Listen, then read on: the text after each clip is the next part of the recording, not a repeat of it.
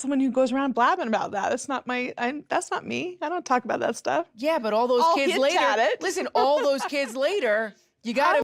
Yesterday wasn't just game day. It was camp day. The stands were packed with little kids in fever jerseys, wide-eyed and bouncing with energy, all desperate to get a glimpse, a photo, maybe even a high five. The arena had that surreal split-screen feeling. On one side, players locking in for battle. On the other, fans treating it like a festival. So how do you prepare to win when hundreds of tiny faces are tugging at your attention? It's a balance you've got to figure out, she said, voice calm but edged with experience. This fan base is new to a lot of us. And honestly, they're the best in the whole W. They show up everywhere. Home, away, doesn't matter. You've got to know when to dial in. But when you're not locked in, you take that moment to inspire. Look a kid in the eye. Say thanks to the parents for bringing them. Make them feel seen. That's part of being a pro. And what about how Caitlyn handles it? She didn't even blink. No idea. You'll have to ask her. That girl's brain is different. The inconsistency problem, midway through the season, there's still this nagging shadow. Inconsistency. On the court. Off the court. The roster's been shuffled like a deck of cards. And chemistry is still a work in progress. What's the fix? She didn't sugarcoat it. When Kate was hurt, we found a rhythm. Our offense was clicking. But with her back, we have to build a whole new rhythm. She just changes the game that much. The talent is there. The potential is there. But potential means nothing if you can't make it real. We've got to go day by day, carry over what works, and keep our bodies and minds ready. 7 games in a week? That's a grind. And yeah, we're frustrated. We're still figuring out what's clicking and what's not. But we can control effort. We can control being the aggressors. We can crash the boards. We can make damn sure we're never outworked. Do that, and the offense will come. The role of the enforcer. When asked if grit and aggression were her personal responsibility, she didn't hesitate. Absolutely. Energy. Focus. That's my lane. Everyone's tired. That's the reality of the league, but that's part of being a pro. And honestly, we get to dribble an orange basketball for a living. That's a blessing. So yeah, we need perspective, but we also need fire. Tomorrow night, you're going to see a fight. We're pissed off now, and that's good. We need that edge. We should have had it yesterday. Credit to them, but tomorrow, we come swinging. Reconcile with you. I love you. I do think I want to stay separated for now. Really? Really, you want to stay separate? $12,322. 14 for 1 month. That number didn't just jump off the page, it detonated in Janelle's mind like a bomb. The Platinum Elite statement was warm from the printer, but her hands had gone ice cold. The name printed beneath the bold header wasn't just familiar, it was the last name she wanted to see. Robyn Brown. 4 words that suddenly explained months of missing money, whispered suspicions, and Kody's smug evasions. But it wasn't just the name. It was the amount. $12,322.14. In 1 month. And the charges? Not a mortgage payment. Not a tuition bill. Not medical expenses. Serenity Springs Spa. Sacred Ground Cryotherapy. Diamond Lotus Wellness. The kind of luxury treatments you'd expect from a Hollywood starlet, not from a woman who swore on national TV she was struggling like everyone else.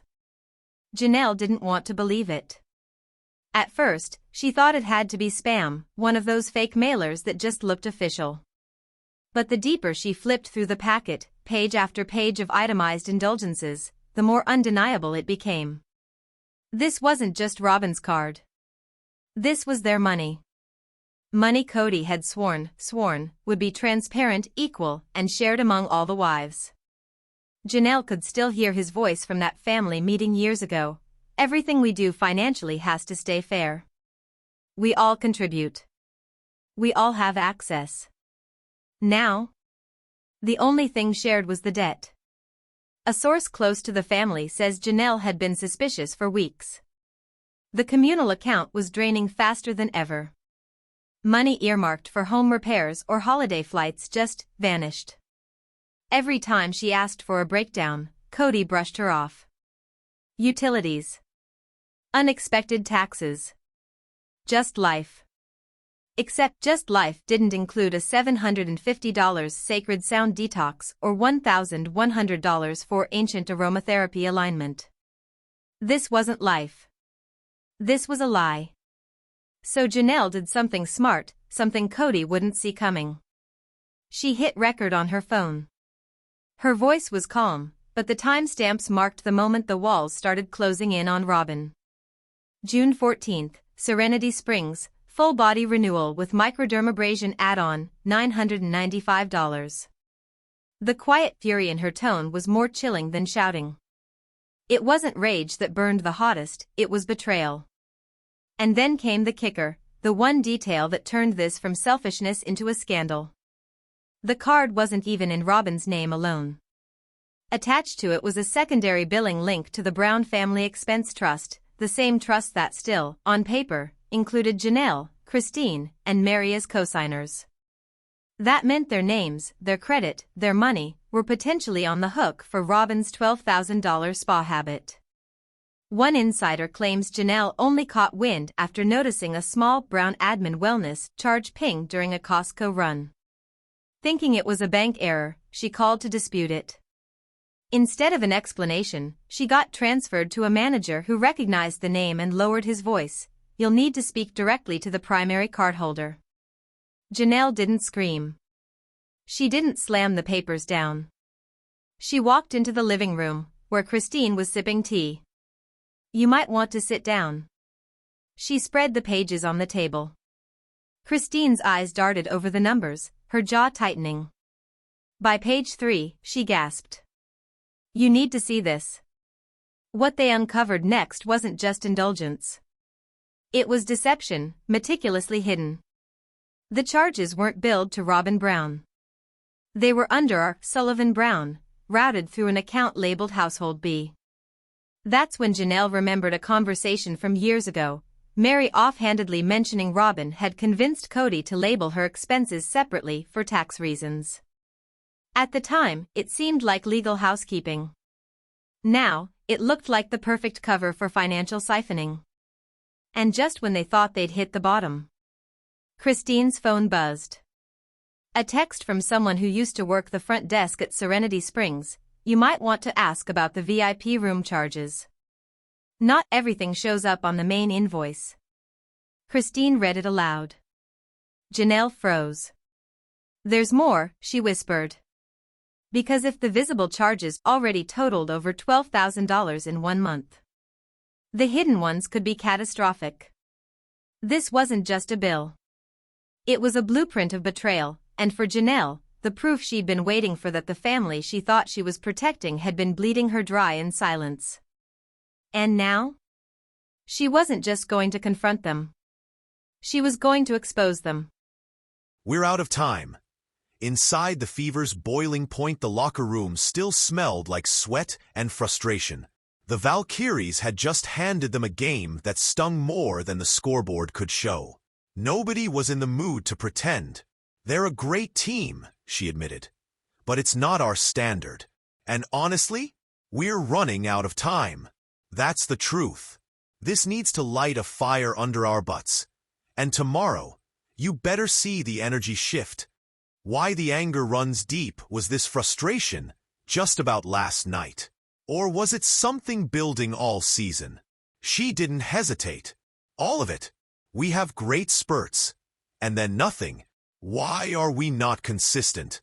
Why do we not click when it matters? Why do we deflate when another team goes on a run? This is the best league in the world. Runs are part of the game. It's not about stopping them from happening. It's about how you respond. That's my role. Keep us together. Rally the huddle, flip the page to the next play. But yeah, we're still figuring it out. New roster. New chemistry. Hopefully this one sticks, because we don't have time to keep resetting. 2 different teams in one season. The conversation shifts to Caitlyn. Injured back, injured again, back again. And what that's done to their identity. It's nobody's fault. No one wants to see anyone injured.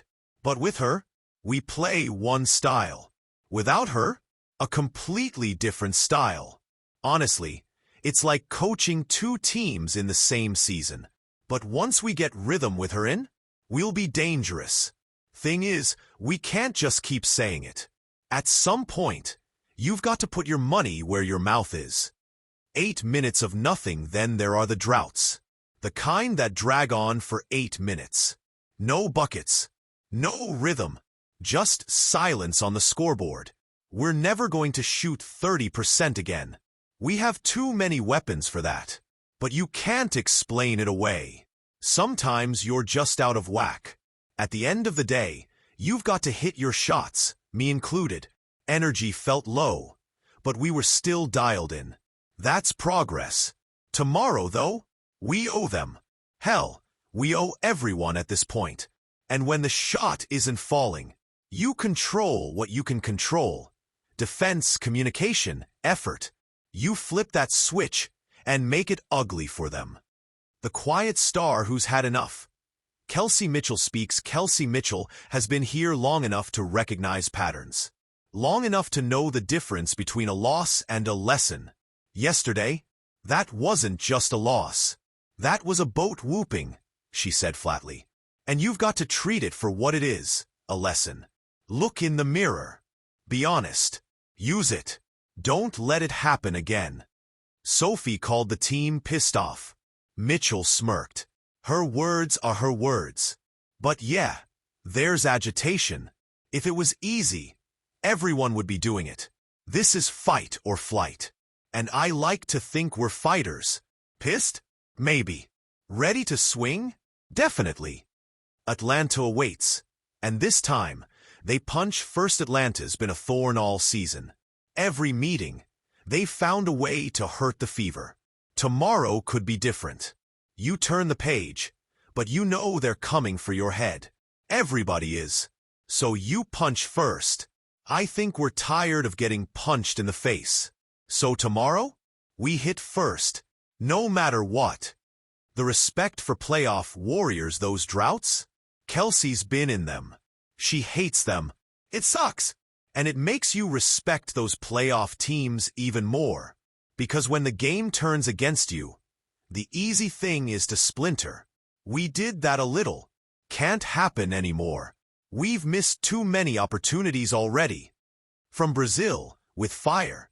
Damiris Dantas returns. Damiris Dantas came back from national duty with Brazil not just refreshed, but recharged. Playing for Brazil is special. Always. I saw my family. My people came to Chile. 15 years I've worn that jersey, and every time is like a dream. It's who I am. She missed the Fever's preseason game against Brazil, and admits it stung. First time my team played against Brazil without me. I was sad, but I understand. An ankle injury during the tournament scared some, but Dantas brushed it off. Nothing crazy. Played the last 2 games. I feel good. Now back in Indiana, she's bringing her gold medal momentum with her. I had a good moment with the national team. Now I bring that energy here. Help my teammates. Stay together. Have fun. That's how we finish strong before All-Star. It started with a number. $12,322. 14, not an income statement. Not a medical bill. A spa invoice. And the name printed in bold beneath it, Robyn Brown, hit Janelle like a punch she never saw coming. The paper was still warm from the printer, but her hands had gone ice cold. Her pulse in her ears, her eyes scanning line after line. Serenity Springs Spa. Sacred Ground Cryotherapy. Diamond Lotus Wellness. Luxury treatments that cost more than some people's rent, and this was for 1 month. At first, she thought it was a scam. Maybe a phishing mailer designed to look official. But the watermark, the date, the billing codes, they were all real. And worst of all, the payment source wasn't just Robyn's private account. It was the Brown Family Expense Trust, the same trust Kody had sworn would be transparent and equal. Janelle could still hear his words from years ago. Everything we do financially has to stay fair. We all contribute. We all have access. But this wasn't fairness. This was siphoning. And the pot they'd all agreed was sacred had been quietly drained into facials, detoxes, and crystal therapy. She didn't scream. She didn't throw the papers. She did something far more dangerous. She hit record on her phone. Her voice was calm, deliberate. June 14th, Serenity Springs. Full body renewal with microdermabrasion add-on, $995. Timestamp after timestamp, she read them aloud. Behind her voice was something Kody should have feared more than rage, resolve. ACT2, the drive. Christine was at her kitchen table, sipping tea, when Janelle dropped the manila folder in front of her. By page 3, Christine's eyes were wide. You need to see this. Minutes later, they were in Janelle's car, gravel crunching under the tires as they pulled into the Serenity Springs parking lot. From the outside, it looked harmless, a boutique spa tucked between a gourmet pet bakery and an overpriced essential oils shop. The kind of place you'd walk past without a second thought. But today, the air felt heavy. Charged. Like they were walking into the lion's den. Inside, the lobby smelled of lavender and eucalyptus. A soft flute melody drifted from hidden speakers. The young receptionist smiled, until she saw the name on the statement Janelle slid across the desk. The smile faltered. Her hands twitched. Then, the practiced line, "Let me check with my manager." 5 minutes later, a woman in her 50s appeared. Clipboard. Corporate smile. Eyes that didn't match her mouth. "I'm sorry, but we don't discuss client transactions without prior consent." Janelle leaned forward. "We're not asking about any client. We're asking why your name is charging $12,000 a month to a family trust without notifying cosigners." Christine's voice was sharper. "We already have the paperwork. We're just trying to understand what isn't listed." That's when the clipboard woman hesitated. Just a flicker, but enough to confirm they were on the right trail. She disappeared into the back. When she returned, she carried a single sheet of paper. "This is internal. It doesn't go out to clients." The moment they saw it, Christine's jaw literally dropped. A second invoice. A hidden tier of charges marked as off-menu VIP services, private soul recalibration, $1,650 Elder Goddess Immersion Retreat, $2,100 VIP room hold, $800 per week. Janelle whispered it out loud. Weekly? That alone was over $3,000 a month just to reserve a private room. The manager backtracked quickly, insisting those rooms were often gifted or discounted for preferred clients, but she couldn't explain why the Brown Family Trust was paying full price. Christine snapped a photo of the invoice before they were politely, but firmly, asked to leave. ACT3, the amendment. The drive back was silent. The wind through the cracked windows. The weight of what they'd just uncovered pressing down like a stone. Christine broke it first. "She's been hiding this for how long?"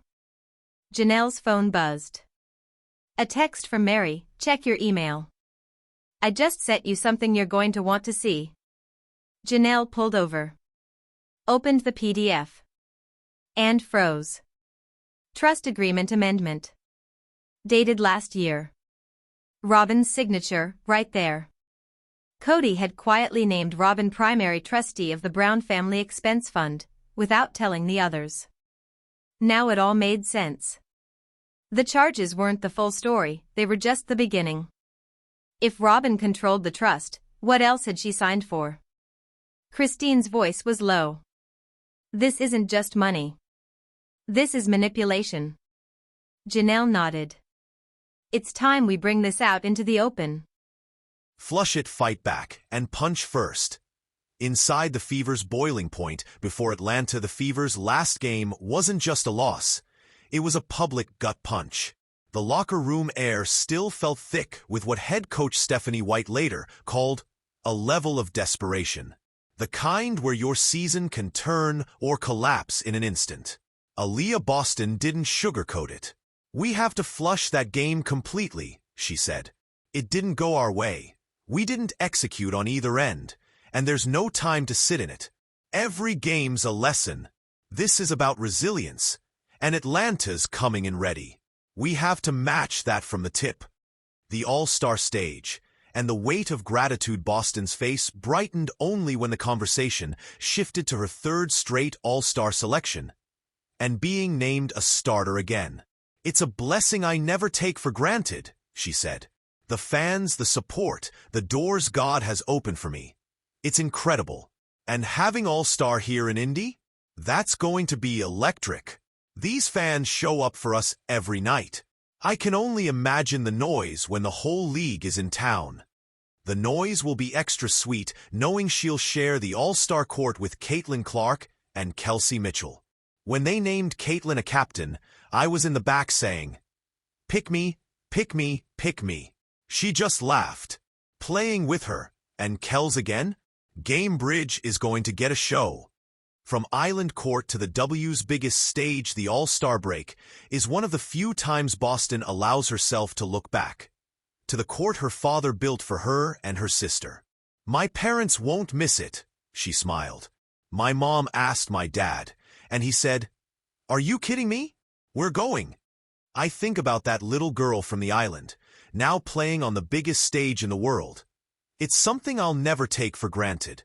Signing autographs, then locking and balancing fan love with pre-game focus isn't easy.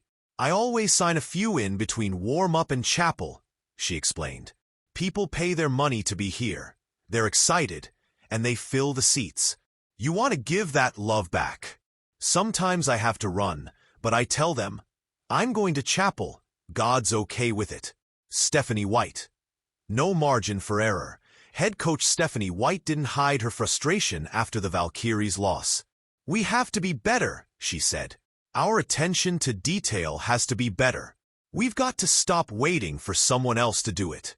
First things first, do your job. The consistency crisis. White's tone sharpened when the topic turned to the team's biggest flaw. Consistency. We haven't had it. Yesterday was the first time we had our full roster. We haven't had everyone in a practice in a long time. You can't just talk about consistency. You have to build it, in reps, in habits. And you can't regress to reteaching things from training camp. Reintegrating Caitlin Clark and Damiris Dantas into the lineup has added both promise and growing pains.